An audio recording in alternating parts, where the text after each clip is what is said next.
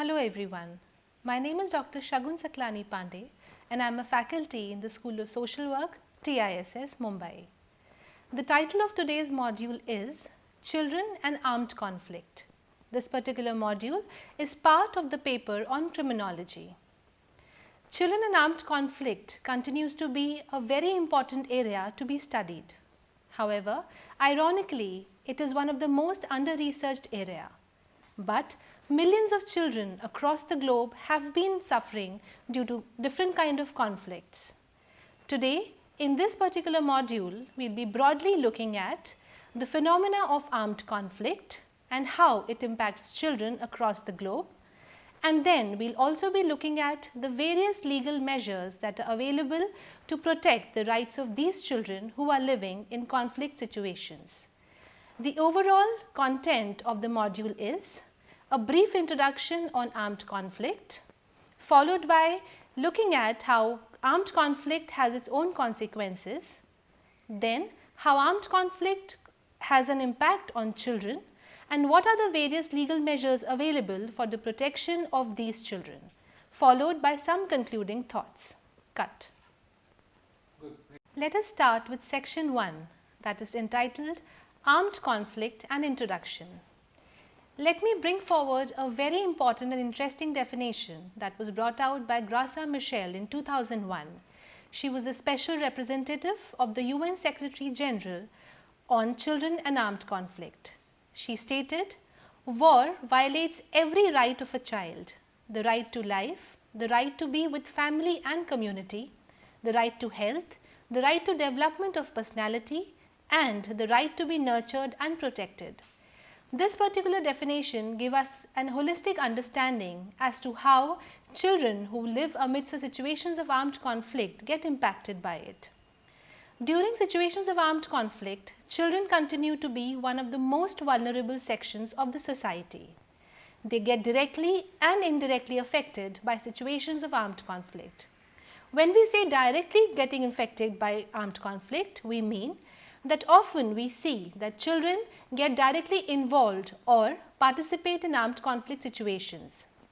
They often become child soldiers, or they are often forced to take up jobs like that of an informer, messenger, cook for the armed groups, etc.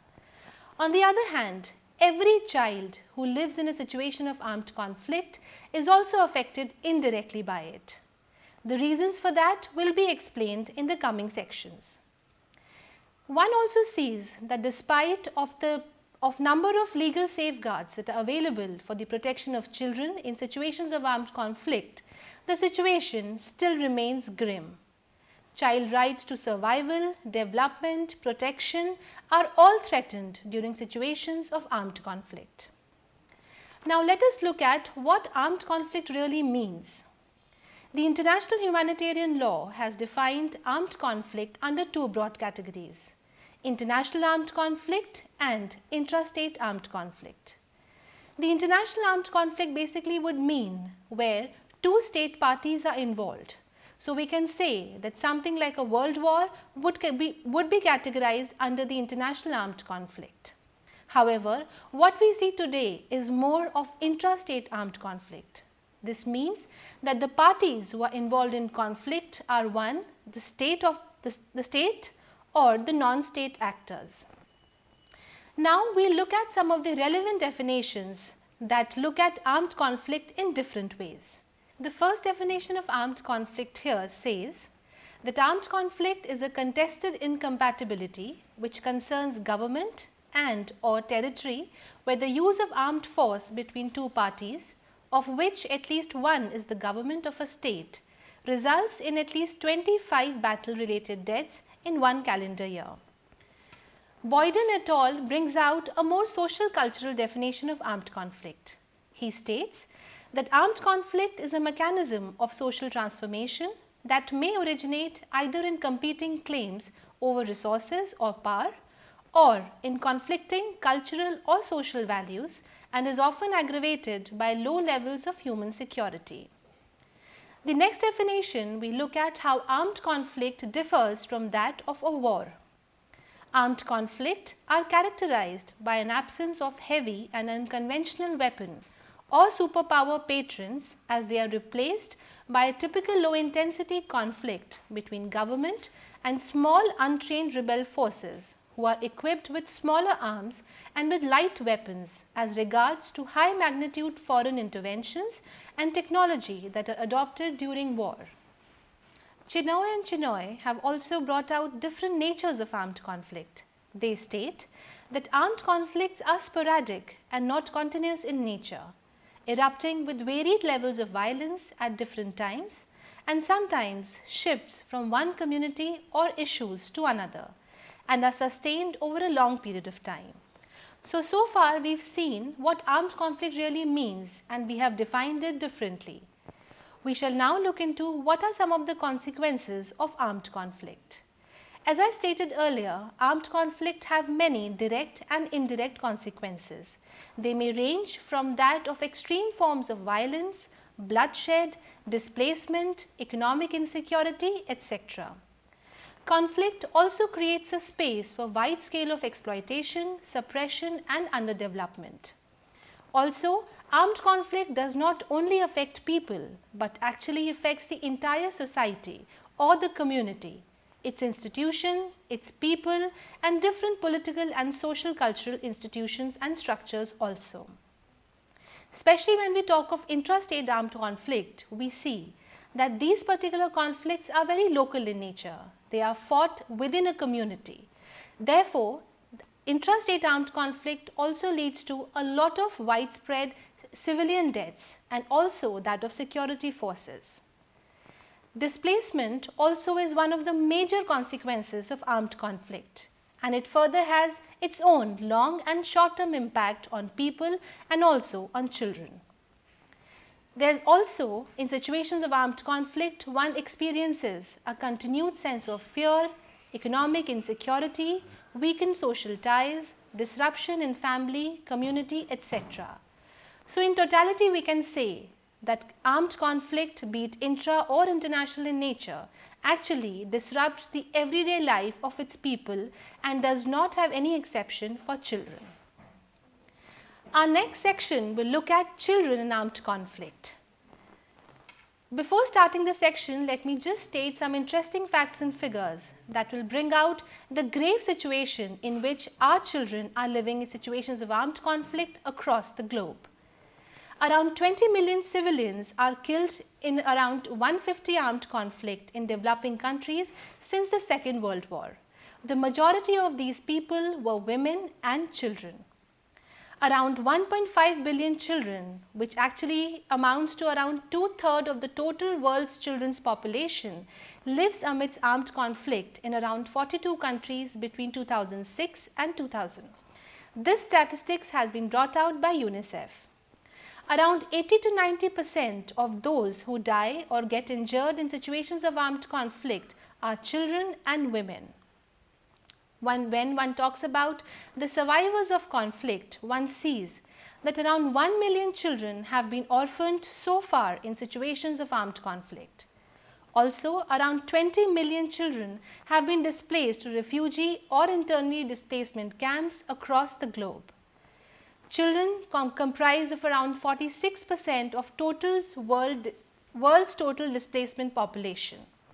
So these figures have actually brought in and has set a context wherein we see that so many children across the globe have been affected by armed conflict. As I stated earlier, armed conflict have some direct and indirect impact on children. When we say direct, it would mean many a times we see that children are often forced to participate in armed conflict. Children get recruited as child soldiers by state and other non-state actors as well. On the other hand, many a times children are also forced to take up jobs like that of a cook, a messenger, an informer, etc. On the other hand, we also see that children get affected indirectly by conflict. By the very idea of staying in situations of armed conflict, children are often exposed to various experiences. Many a times, they also see their family members being killed, their siblings being killed, and they experience a lot of violence and bloodshed. On the other hand, many of them also get affected by displacement and other forms that arise out of armed conflict. There is also a reduced capability of adults to protect children. There is lack of development support. There is also deprivation during times of displacement, starvation, lack of medical and educational facilities also. However, if we have to list down certain grave violations that have occurred for children in situations of armed conflict, they can be listed as killing or maiming. Maiming basically means a permanent wound or an injury that may also result into mutilation or disfiguration for a child forever. Recruitment or use of children as child soldiers, rape and other forms of sexual abuse, abduction, attacks against schools and hospitals, and also denial of humanitarian access. We can also now look into what are some of the experiences that children face during situations of armed conflict. However, the experiences that children face are varied, but for understanding's sake, we've listed them down under broad categories. The first category is that of social disruption. Conflict-induced displacement from homeland, family dispersal, separation, destitution, loss of service access, and social interaction and the intermediary presence of military personnel are some of the major reasons for social disruption in a child's life. Next is that of lack of access to services. During armed conflict, the accessibility, availability and affordability of services are disrupted. Children's right to survival and development is often hindered, and this actually leads to a long-term impact on these children. The next broad experience that often children experience is that of impoverishment. Impoverishment in simple words would mean limited or lack of resources. That could mean material or other resources also. It has been observed that across conflict in different regions, that those who are vulnerable economically are the ones who get marginalized to such adversities the most. Factors like loss of income, unemployment, physical destruction of agricultural resources, mass displacement, death or disappearance of the breadwinner of the family, no more availability of land for farming and other utility services due to presence of landmines, loss of livestock and some of the major reasons for impoverishment. Children also get directly affected by impoverishment. It increases the pressure on them to work. In fact, when we look around, we often see that in situations of armed conflict, there are many child-headed households also. There is also a threat to physical integrity of children. Children in communities that are affected by conflict are at constant risk of being subjected to different forms of violation by state and non-state actors. These violations may range from physical violence, which often lead to many a time disability of long term, torture, sexual violence, extrajudicial detention, killing or recruitment. Many children often go missing in situations of armed conflict also.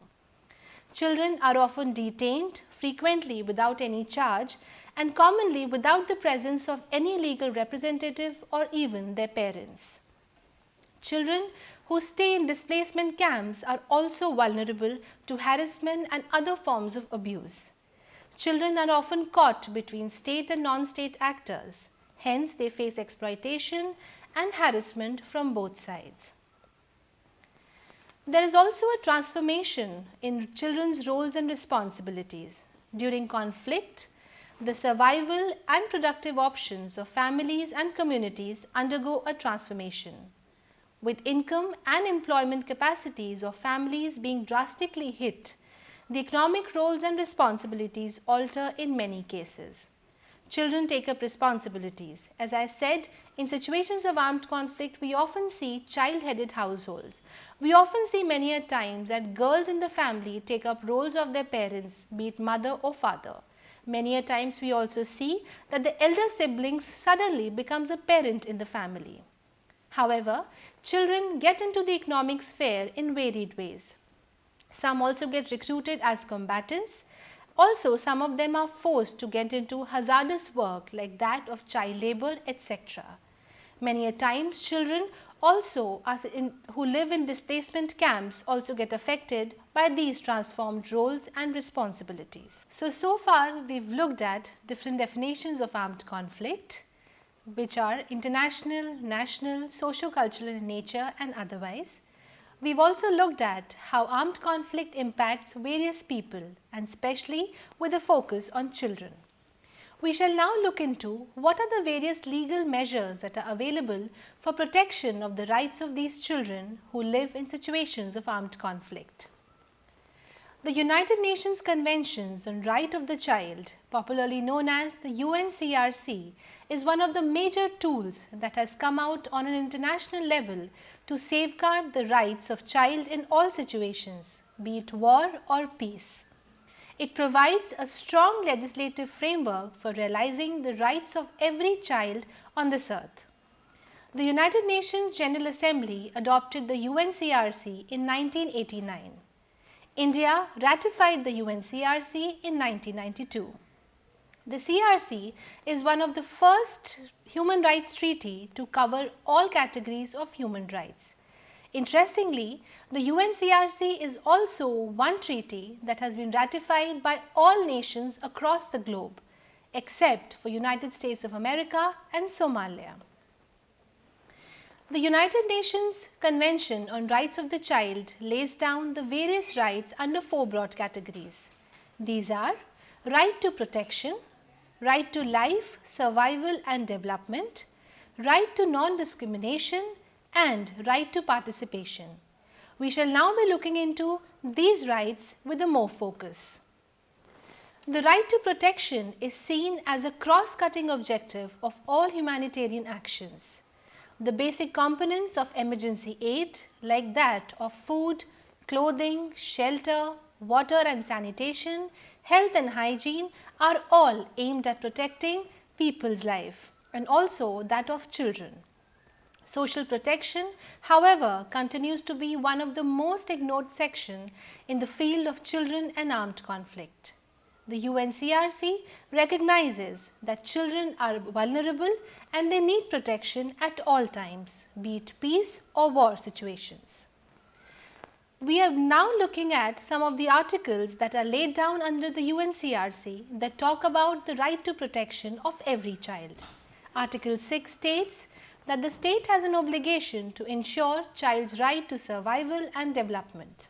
Article 19 and 37 have also stressed that child's right to freedom from abuse and neglect are of utmost importance. Article 20 guarantees protection of children without family.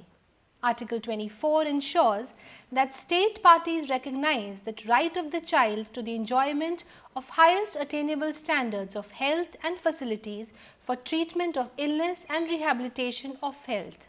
There are many articles that are laid down under the right of protection, and these can be referred to in the module on children and armed conflict.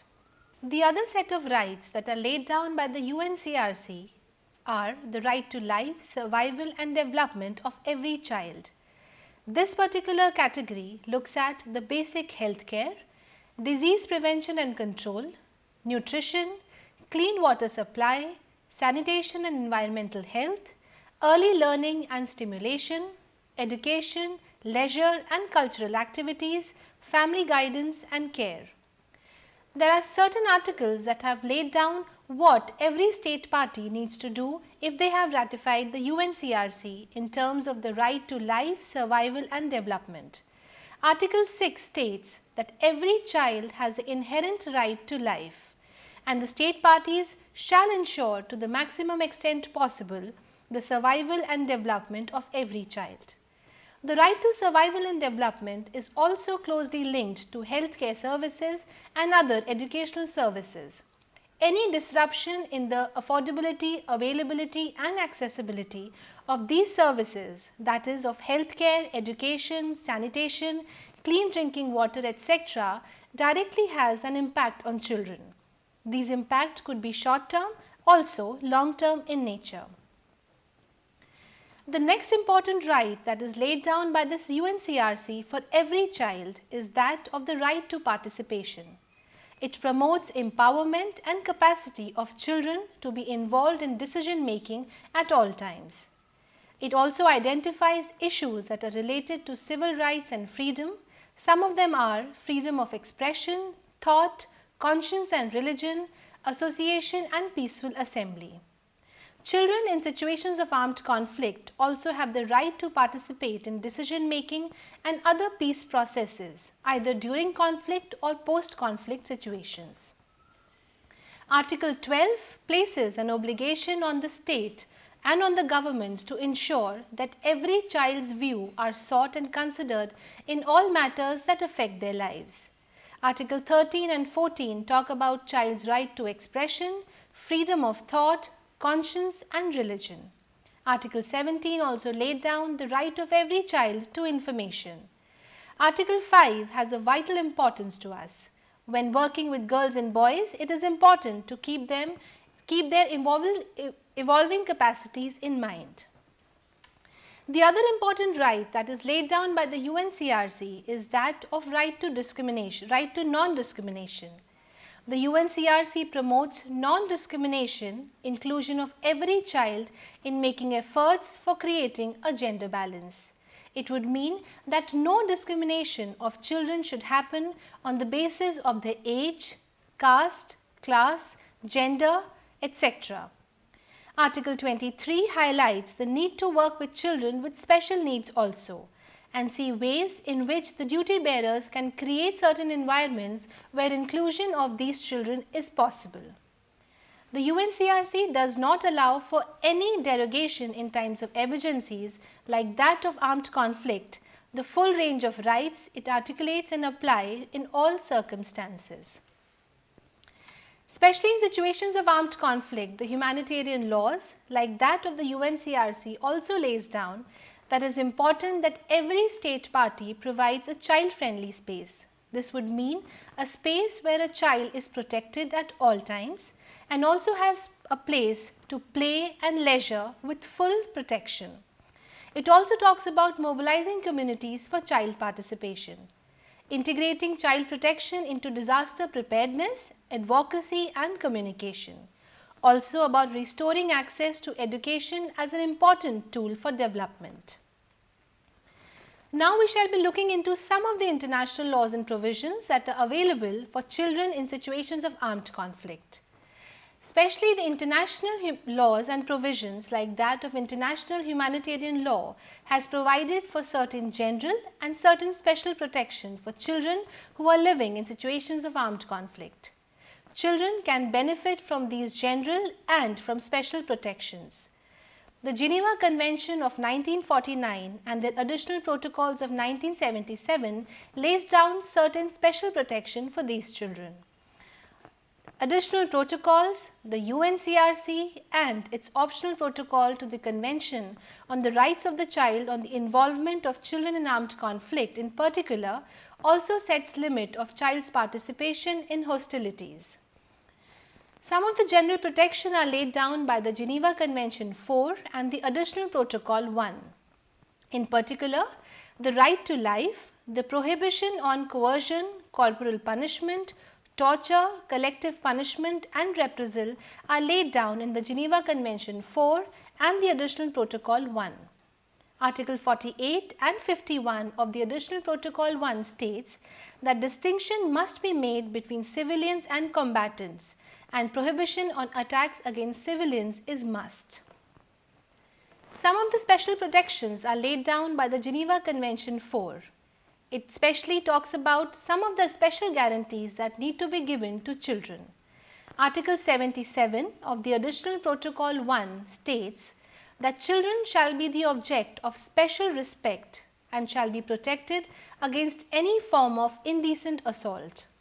Parties to the conflict shall provide them with the care and aid they require, whether because of their age or any other reason. Especially in situations of armed conflict, we see that children are often forced into participation in hostilities. The Additional Protocol 1 states, has actually put an obligation on all the states to take all feasible measures to prevent children under 15 from taking direct part in hostilities. Article 77, however, raised this age from 15 to 18 years of age. Article 4, paragraph 3 of Additional Protocol 2 prohibits both the recruitment and participation of children, be it directly or indirectly, in hostilities under 15 years of age. The four 1949 Geneva Conventions and their 1977 additional protocols laid down certain important areas. These are rules on death penalty, access to food and medical care, education in conflict zones, detention, separation from their families, and participation of children in hostilities. The additional protocol 1 and 2 of the Geneva Convention of 1949 forbids that children below the age of 15 cannot be recruited in any form of hostilities. However, this age was then increased from 15 to 18 years by the optional protocol on the Convention on the Rights of the Child on Involvement of Children in Armed Conflict in the year 2000. All state parties to this protocol also need to raise the minimum age for voluntary recruitment from 15 to 18 years. So currently, the minimum age for recruitment of children in any form of hostility by the state or the non-state actors continues to be 18 years. Now, as we have looked at the broad area of children in armed conflict, we have looked at the various definitions of armed conflict, we have looked at how children are affected by armed conflict in various ways, be it directly or indirectly. We have also looked at certain legal measures that are available for the protection of these children. We shall now be winding up with some concluding thoughts in this regard. Some of the important thoughts that you may also would want to think on are that children have been a neglected section in situations of armed conflict. They continue to be one of the most vulnerable sections in situations of armed conflict. However, one does see a change that is happening around in terms of our involvement with children and bringing out various researches in this field. However, I must say that still a lot needs to be done in this field. Children also need to be a part of peace processes and not just as passive beneficiaries, but must also become active participants in their own way. Article 12 of the CRC states that children have the right to have their views heard and given due importance and weight in any decision that affects them. Especially when we talk of post-conflict situations, it becomes very important that every child's view is heard and included in various decision-making processes and other peace-building processes in that area. Historically, however, the process of securing peace, reconciliation and reconstruction a country have neglected the specific needs of children. However, this needs to change. To ensure that long-term peace, security, development of a country, it has become accepted that children, having played a significant role in the conflict as victims, witnesses and perpetrators of violence and war crimes, must not be ignored or marginalized in any kind of peace processes during or post-conflict situations. It is very important that we now look at children with the child rights perspective. Looking at children with the child rights perspective would mean that every child is not looked as a passive recipient of the government or the non-government actors or any other services that are provided to them. But they need to become active participants, and also we all should now start looking at children as right holders and also active agents in their own way. The child rights perspective thus implies strengthening the capacity and accountability of all stakeholders such as government, non-government actors, communities, families to address the issue of child protection and facilitate the process of reconstruction and rehabilitation of communities. Children's voice should be heard and they need to be involved in decision making, designing intervention for reconstruction and resettlement. Cut. Working with children with the child rights perspective would also mean that no child should be discriminated based on their age, gender, class or ethnicity or any sort of disability also. Protection of children's need be given utmost importance and to be placed central to all actions to promote peace, implement peace agreements and resolve conflict. So, I have given you a brief overview of what children in situations of armed conflict is. However, there are many more readings that one needs to do in order to understand the overall picture of children in situations of armed conflict. This particular module has been prepared keeping special needs of children in situations of armed conflict in mind. I strongly recommend that you all refer to the module in detail to get a better understanding and also to contribute more to this particular field of children and armed conflict. Thank you. Action. So, in this particular module on children and armed conflict, we have looked at the definition of armed conflict, which has given you an understanding of what armed conflict comprises of, what is the various nature that exists on armed conflict. We've also looked at as how armed conflict affects children. There are many direct and indirect impacts of armed conflict on children. It has also looked at the various legal measures that are in place for the protection of children, especially in situations of armed conflict. However, I strongly recommend that you go through the module to get a better understanding of this particular situation of children and armed conflict. I also feel that all of us in our own ways need to contribute to this particular field of children and armed conflict. Thank you. Cut.